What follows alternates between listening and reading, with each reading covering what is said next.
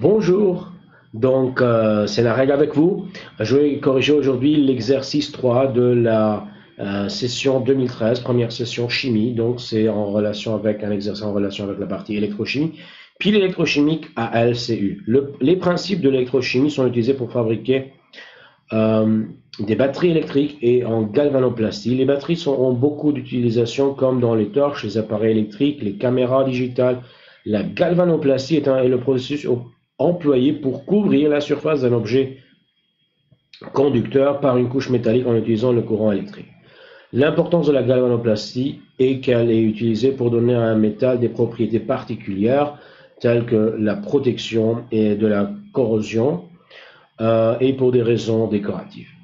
Les métaux d'aluminium et cuivre sont utilisés comme électrodes de certaines piles électrochimiques. Les atomes des métaux peuvent perdre des électrons et deviennent des ions. L'atome d'aluminium peut perdre 3 électrons et devient l'ion d'aluminium, et l'atome de cuivre peut perdre 2 électrons et devient l'ion Ce2+.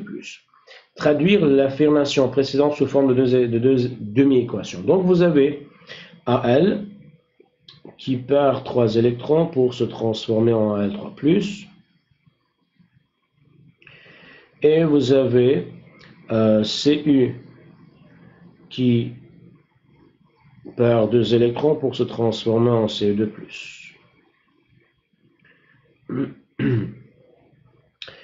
Le schéma de la pile électrochimique en fonctionnement AlCu est donné ci-contre. Indiquer l'identité de l'éducation Xn+ dans la solution.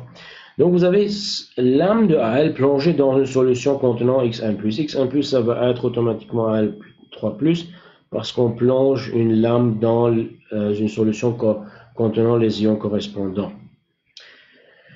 La demi-équation électronique cathodique est Ce2+, plus 2 électrons qui donnent Cu. Écrire la demi-équation électronique anodique. Anodique, ça va être bien sûr Al qui donne Al3+, plus 3 électrons.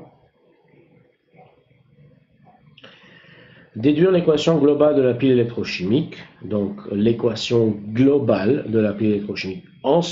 Pour cette équation globale, il faut multiplier la première équation ici par 3, ici par 2 pour avoir 6 électrons à gauche et à droite. Donc une fois que vous avez 6 et 6, vous pouvez directement avoir l'équation globale. L'équation globale sera 3Cu2+, plus 2Al, qui nous donne 3Cu plus 2Al3+. Voilà. Justifier pourquoi la cathode de cette pile devient plus épaisse après fonction pour un certain intervalle de temps. Donc vous avez au niveau de la cathode une réduction qui se réalise. Donc ici, c'est une réduction.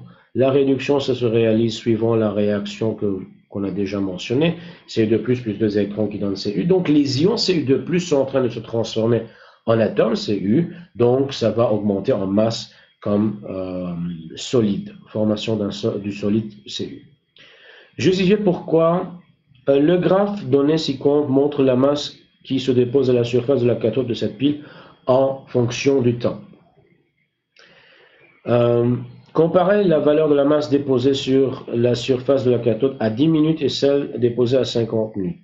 Donc à 10 minutes, vous avez une masse qui est, voilà, c'est ici, et à 50 minutes, c'est une masse qui est ici. Donc, AT est égal à 10 minutes, la masse c'est de 0,0028 grammes, AT est égal à 50 minutes, ça fait une masse de 0,014 grammes. Voilà. Donc, vous pouvez, puisque c'est comparé, donc vous allez dire, au temps 50 minutes, la masse déposée, c'est plus grande que la masse déposée à la date t est égale à 10 minutes. Relever le texte, la définition de l'importance et l'importance de la galvanoplastie. Ensuite, deux utilisations des batteries. Donc, galvanoplastie, c'est le processus employé pour couvrir la surface d'un objet conducteur par une couche métallique en utilisant le courant électrique.